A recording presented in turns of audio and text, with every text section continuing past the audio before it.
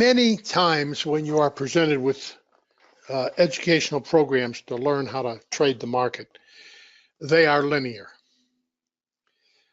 We are not linear teachers. And the problem with teaching in a linear manner is that you don't really put together the nuances, because the nuances don't appear at scheduled places. The importance of a nuance is being able to recognize it when it does arise. And I hope that as we go through the current example, you will start to get some appreciation for the importance of nuances and for the importance of immersion trading. All right, to start with, a week ago, I put out a text on the weekend, and it's on your left. The market has failed the last two times to find acceptance above the 2,900 level. There is excess above 2,900. Two of the last three sessions have failed to show excess on their lows. The odds favor taking out these lows. The second low is at 2879.25, and a serious retracing of the most recent rally would find acceptance and downside acceleration below 2879.25. I always like to have at least two scenarios. Many times what we really initially think is going to happen doesn't happen. If you haven't prepared for that, it is very difficult to make the adjustments. The second scenario that I put out was acceptance above 2,900 would target the all-time high. And the reason I was focusing on the 2,900, because just slightly above that was the all-time high. Markets very often, once they see a reference or they see a significant level, will automatically start to shoot for that level. It becomes a self-fulfilling type of reference.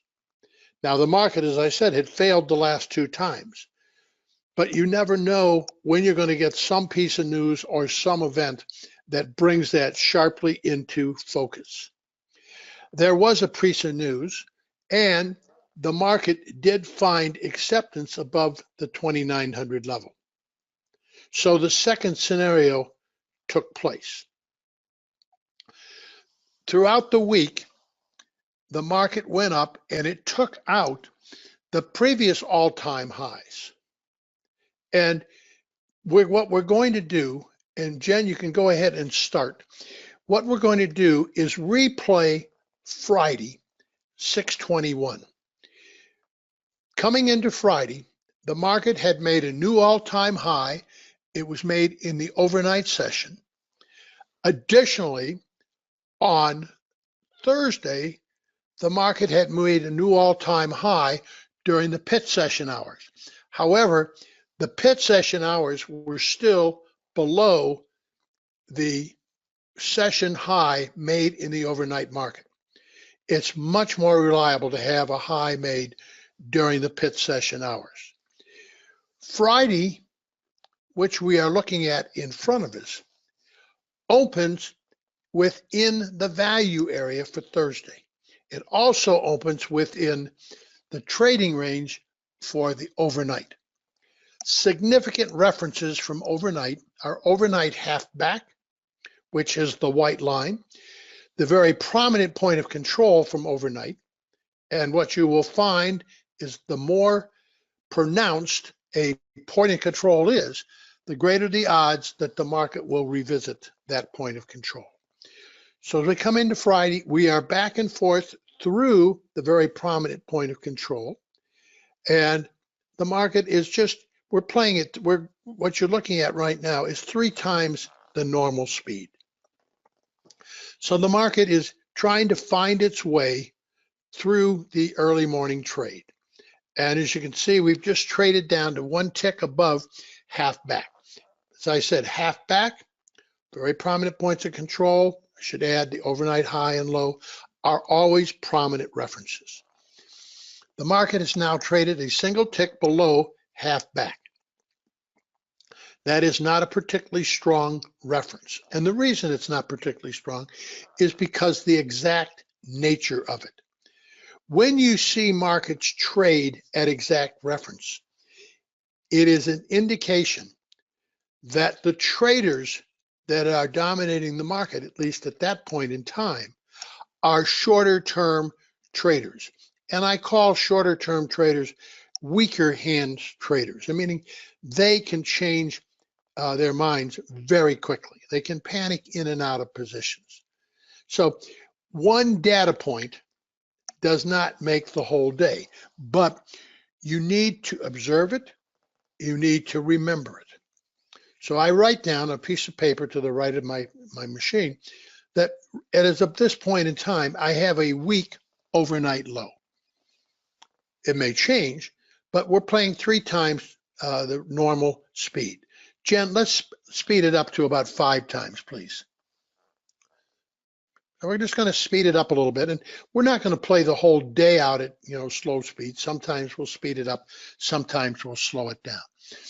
But as we are trading Friday morning, we are within Thursday's value area.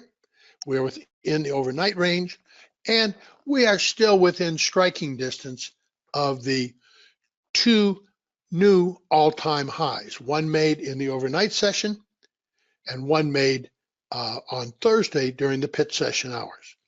But when I look at this, there's no real meaningful excess at the all-time highs.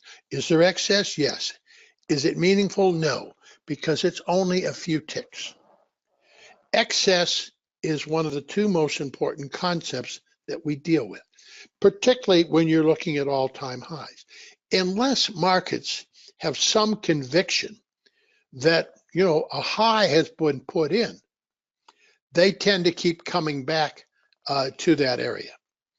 So what you're looking for at some point in time is a seriousness that the excess was real, that stronger hand sellers did enter the market and take the opposite view of what other traders were taking. All right, so we are still within the overnight range. We are back and forth through the very prominent point of control, back and forth through the opening, which is the green dot. So there's not a lot of confidence early this morning. Jen, how many minutes left in this session? 14, less than 14. So we're only about halfway through. Okay, so we said earlier that the single tick below half back was weak. And as you can see, the market has come back and taken that out. It is important to be able to notice those references, and that is a nuance. That is a very important nuance. When being able to observe a market, such as we're talking about right now, is extremely important. I would put learning to observe as the #1 necessity or qualification for a successful short-term trader. All right, so the market is still within Thursday's value area, still within Friday's, Thursday night's overnight range. Okay, let's speed it up a little more. Let's go to about 10 times.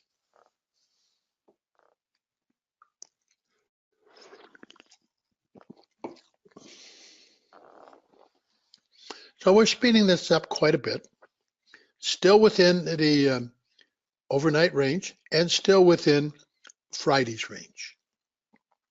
We came back, we took out that weak reference. And if you didn't know that was a weak reference, you could be shocked when the market comes back down through that level. Okay, now we're back. The market is trying to find its way. One of the things to focus on, the market operates via a continuous 2-way auction process. It auctions up looking for information. It auctions down looking for information. Anytime the market may auction in one direction and find either support for that direction or just the opposite. It is important to recognize the continuous two-way auction process. Okay, so right now the auction is starting to auction lower, but notice, stop if you would for, oh, I wanted to stop for a second. What I was going to say before the market rallied was that the high in B period was exactly at half back, the white line that Jen is pointing to right now. Going exactly to half back during the current session is also an indication of a weak reference, or a weak reference is, when I say that, it's an indication the odds are high. We will come back and revisit it. We stopped the running. As you see, the market did come back and go a single tick through the morning half back. It is still weak.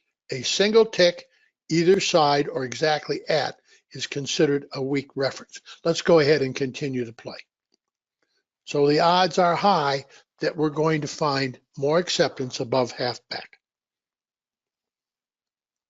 Very important observations that you need to make. And it's only with practice that it becomes natural for you to be able to observe this continuous two-way auction process and the importance of these references. Great, now the markets exactly are one tick above the opening. Also a weak reference. When you see the market trading at these mechanical levels, you have a pretty good idea that who's searching for information as the weaker hands traders or the very short-term traders on both sides of the market. I was on the floor many years ago. It's not uncommon when the markets would open in those days that the traders would mark the market up looking for sellers, run the market down looking for buyers, constantly trying to find out where they could trade. So if they found where both the buyers and the sellers were, what they tried to do is trade in between and, make the spread between the bid and offer and make a tick or two each time. But it was a golden opportunity on the floor if you could find that range. And that's one of the things the market is looking for right now. So far, it hasn't found it. Still searching. Like I said, where the B period high is a single tick above the opening, very low odds that that will hold. Again, an observation that you have to learn to make. All right, so you see, once again, we've come back through that reference, and we still have a very narrow range. B period is still within A period. So it's a narrow range. If you've watched the markets at all, you know that it's unlikely that this narrow range is going to last throughout the session. But again, think of the continuous two-way auction process. The market is still searching for information. When I say information, it's searching for the level where they find stronger buyers or the level where they find stronger sellers.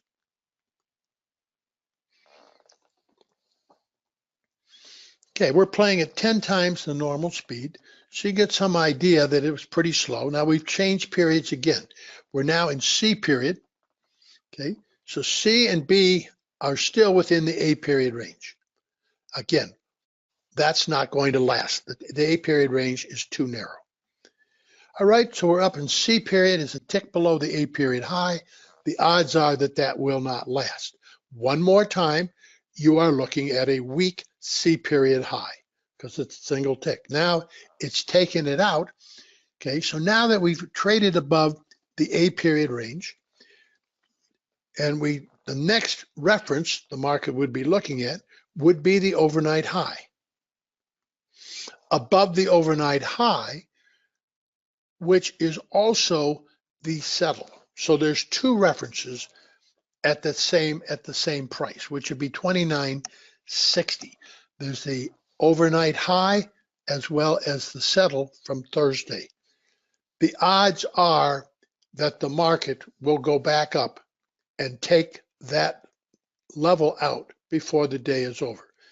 Again, does it have to? Absolutely not. It's just the overnight high, very mechanical, being at the settle. not a particularly strong high, the odds are good that we're going to come back and take that. The odds are also good that there will be stops above that level, simply because the more reference there is there, the greater the odds that it will be taken out, and the greater the odds there will be stops there. So you see the market reach that level and it sold off very quickly.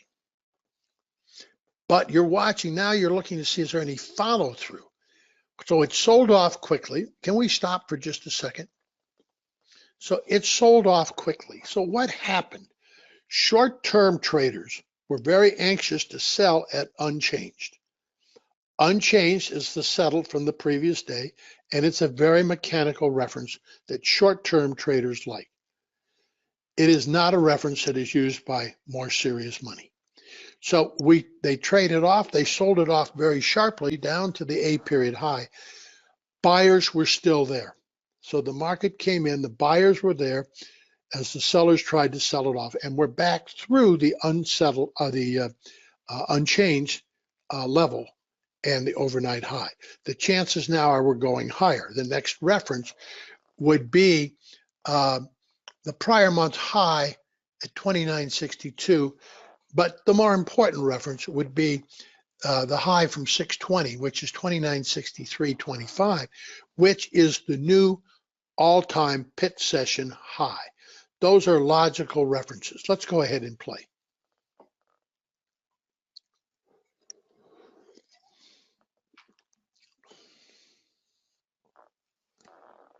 So the market, you see, it's back and forth through unchanged or the settle.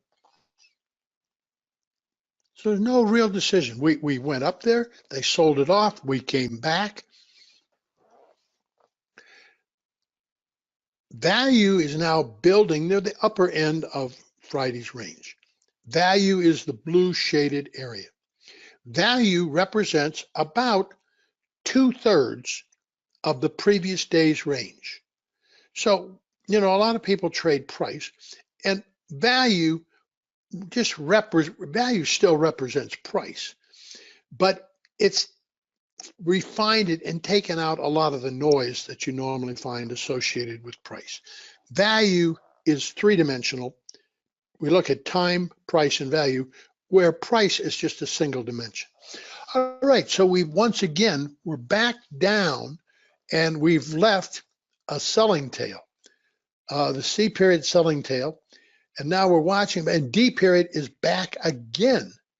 So the market's not giving up. We now have a bad high, and the market is reaching for the prior month's high and reaching for the all-time high on Thursday made during the pit session. That all-time high, the D period, is now a week because it traded exactly at it. So once again, we're seeing a weak reference with the odds being very high. We come back through it. So we've come back through it. We have now taken out the previous all-time high made in the overnight session. So the market is extending upward. We're at new highs, and we're getting some pretty aggressive buying. We would have had stops above both the pit session high and above the all-time high. So we're watching up here now. We've got the market early on, confidence was not that high, but the trend has been up for some time. The trend has been up. There was no real excess on the all-time highs. One was made overnight. One high was made Thursday. So it really wasn't impressive to show that this was a serious high. So the market now is trading back through theirs, and as you can see, there's some indecision in here. We've been higher, we've been lower. Value is now building, overlapping to slightly higher. How much time left in D period? Less than 12 minutes. Okay, so we're about halfway through D period. Remember, a little more volatility than you might think because we're playing it 10 times. So it looks more volatile than it actually is. But you see the market is still trading back and forth from the overnight as well as the pit session all-time highs.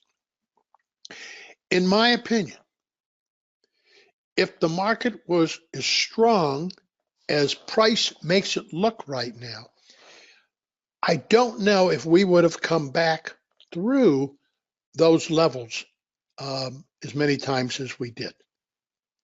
Generally speaking, if they're really good, strong, solid money buying, you'll take those out and you'll take them out fairly aggressively, but you won't come back to them. You might come back once just to test the highs, but probably no more than that. So as we're looking at this, all the trends are all up. Trends are all up. Values overlapping to higher. And we have new highs.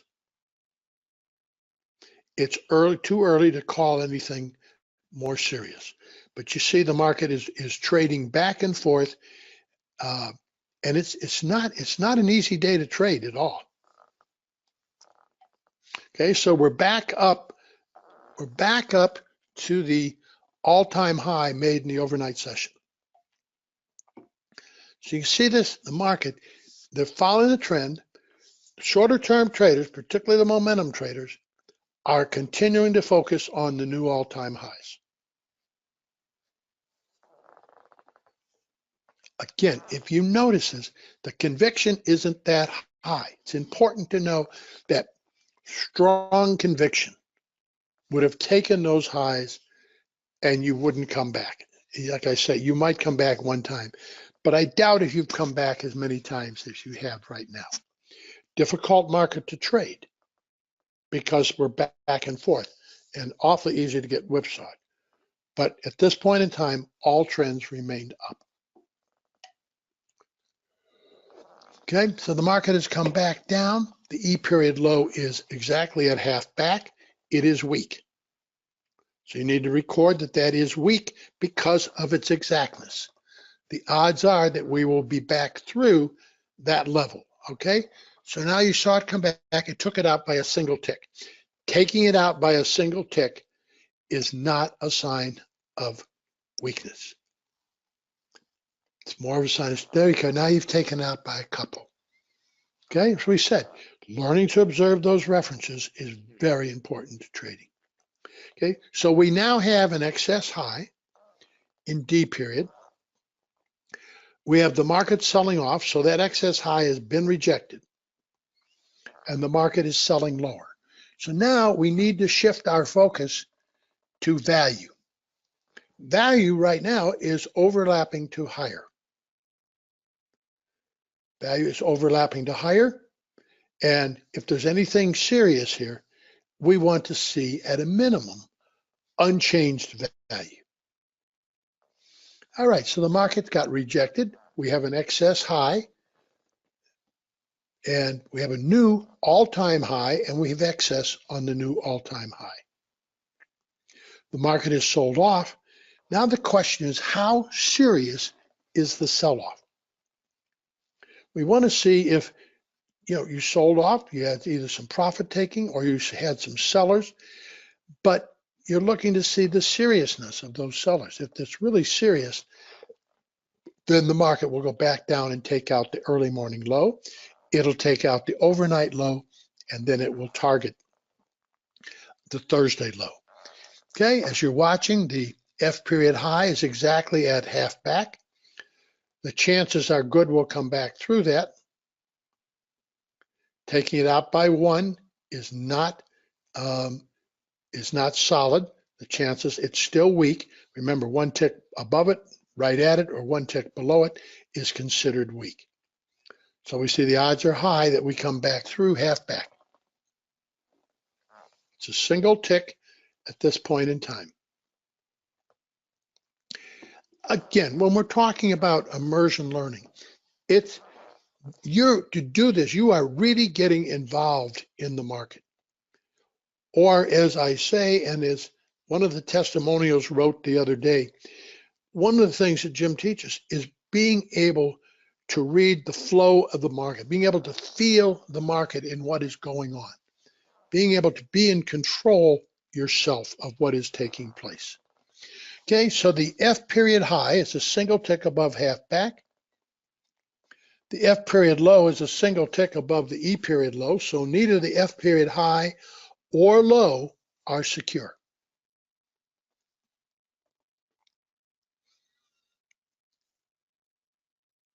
Okay, so E and F periods now match. They are weak, as is the F period high. F period has taken out the E period low by a single tick. Not considered strong. Remember, okay, now it's okay. All right, values overlapping to higher. We have an excess high at this point in time. Market took out both of the prior all-time highs, one from overnight and one from the pit session, traded above it and got rejected. The question now is, do we get downside follow through?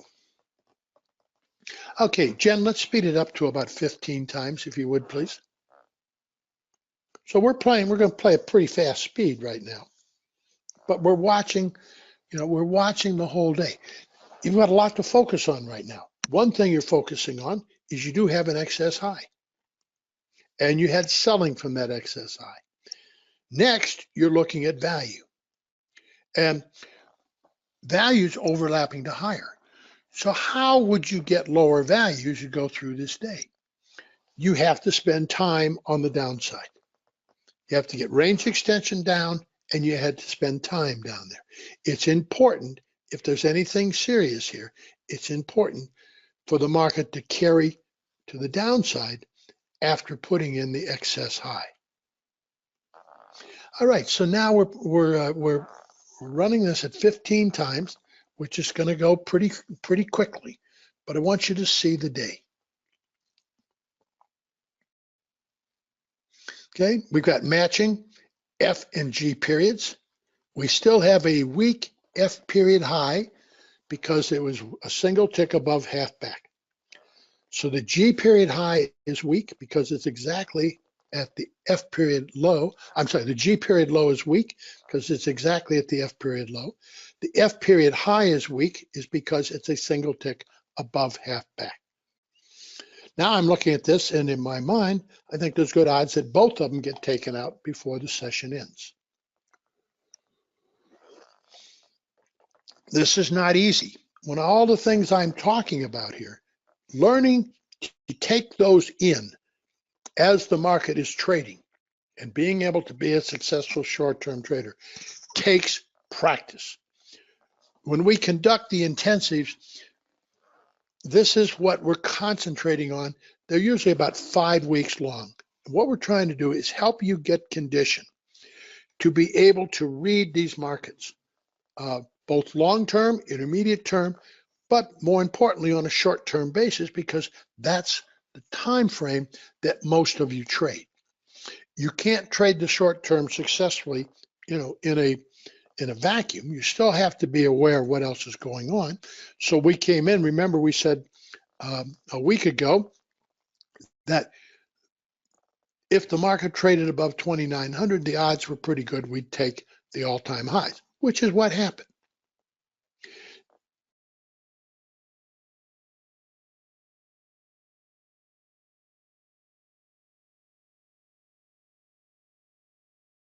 We got excess on Thursday in the pit session. There really wasn't significant excess on the highs. The market traded up there, but it wasn't like selling became very strong. There was selling, there was some liquidation, but no real downside follow through. So again, today, Friday the 21st, we've made a new all-time high. We have single prints. We have pretty good looking excess up here. Now the question is, can that excess hold throughout the session? We're looking in here, we have a weak FG low. We have a weak F high. F high is weak because it's a single tick above half back. FG low are weak because they match each other. And they're only single data points. They're not always taken out, but they are certainly observations that you need to make in order to realistically assess the odds of short-term trading. Many times we may have the theory down and we may be able to explain, what we're seeing in short-term trading, but when it comes to execution, we forget more about the theory and more about what we're talking about, and we let emotions take over. All right, so now we have FGH lows. When it's buying at those exact levels, do you think that represents short-term strong hands or short-term weak hands? It's clearly going to be short-term weak hands because of the exactness of it. Really stronger players don't wait for exact levels, whether they be short-term traders, intermediate-term traders, or longer-term traders, or investors. They don't wait for exact levels. So when I look at the FGH low, I am going to be very cautious going the long side because the odds are so good that we're coming back through that level. They're exceptionally high, simply because of the exactness. Another way to talk about short-term traders and weak hands is, and I read this in a book this weekend. The book is by Taleb. He's written The Black Swan, Fooled by Randomness, and now he's got a new book called Anti-Fragile. And one of the things he talks about in Anti-Fragile, he defines weak hands as traders that don't understand the risk they're taking. And I suspect that is true, that the traders long at F, G, and H, while they're mechanical levels and they were buyers, it's probably unlikely that they understand the risk that they are taking at that level. All right, so we're still in a very tight range for G and H period. We still have a very questionable F period high, and I've been following that all day, but the odds are that it's a single tick above half back, and I think that's weak, and I think the odds are good that it gets taken out. Okay, now it has. Okay, so we can cross that off our list.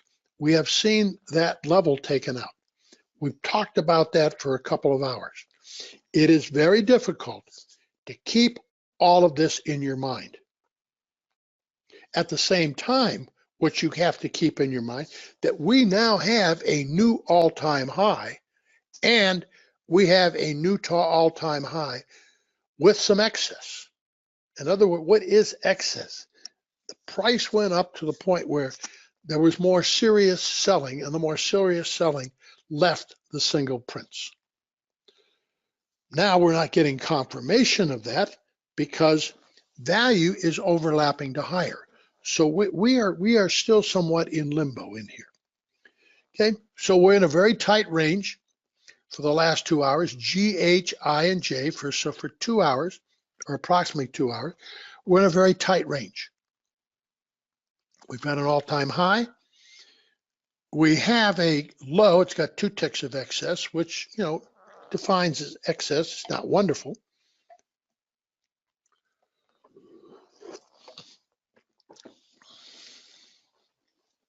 So we're getting later in the session. Very tight range. We took out the questionable F period high. We still have the FGH lows. Now, one of the things that we talk about in the intensives is letting the trade come to you. Usually when I introduce that concept, it really, somebody described it as nebulous. It really doesn't resonate with many people. You have to see it happen.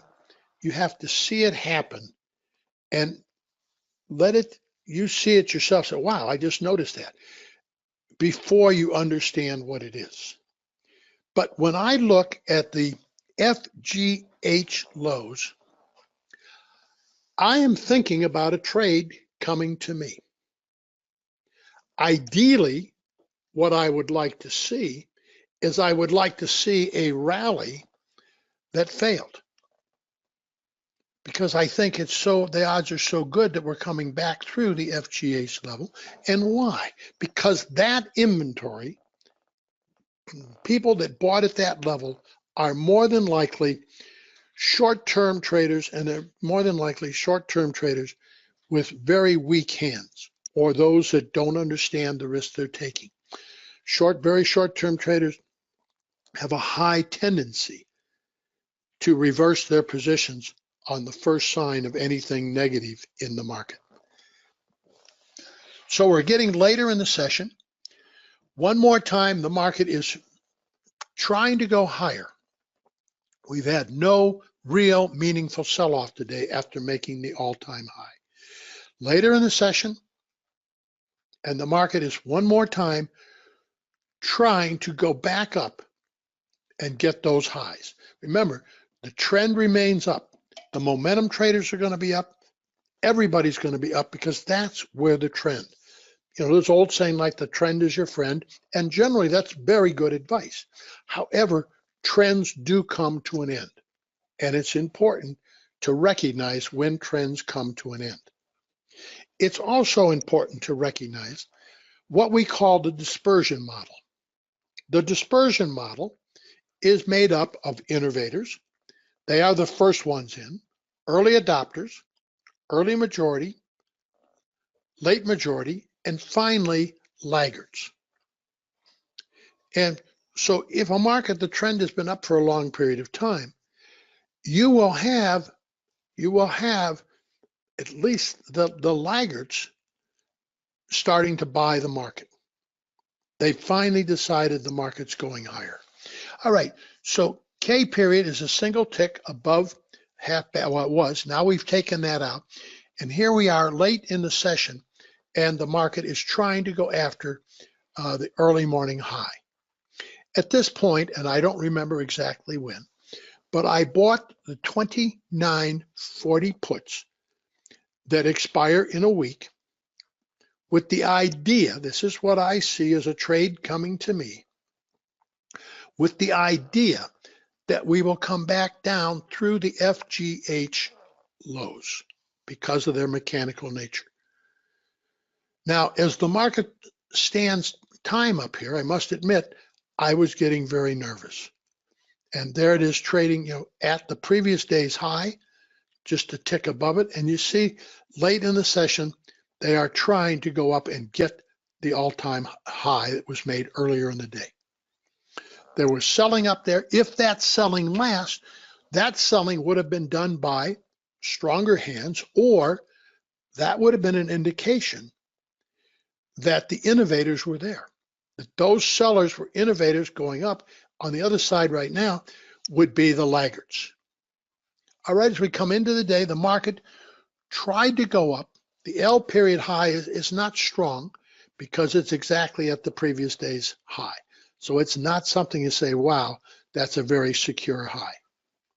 It is the high for the day, but it's not a particularly secure high.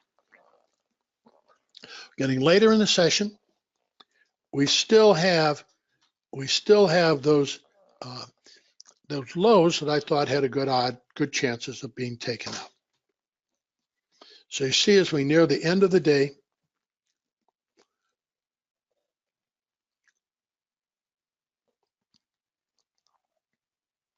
there's some questions about this day. The L period high is weak. The point of control is right where is higher. It's right where we're trading now. Value is overlapping to higher. So there are some very positive things about the session.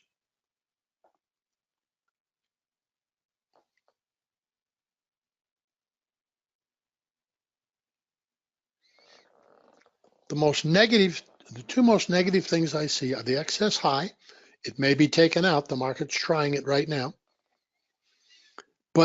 And higher value and a higher point of control.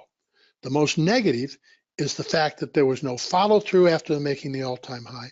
And I see as particularly negative the FGH matching lows. Remember, we're playing at 15 times, getting very late in the session.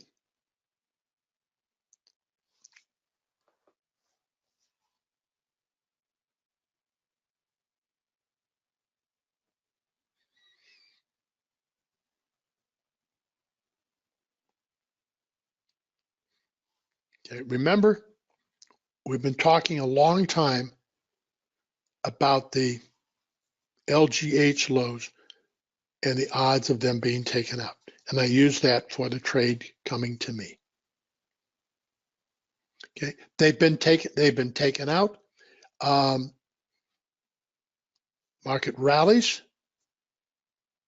They got the stops. There were stops below that low. They got the stops. The market's rallied. As we get closer to the end of the session, the market is closing weak.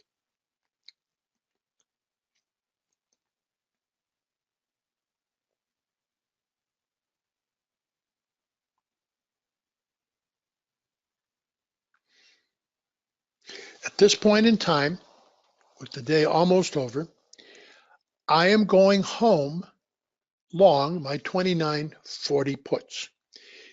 Is it a perfect trade? Absolutely not.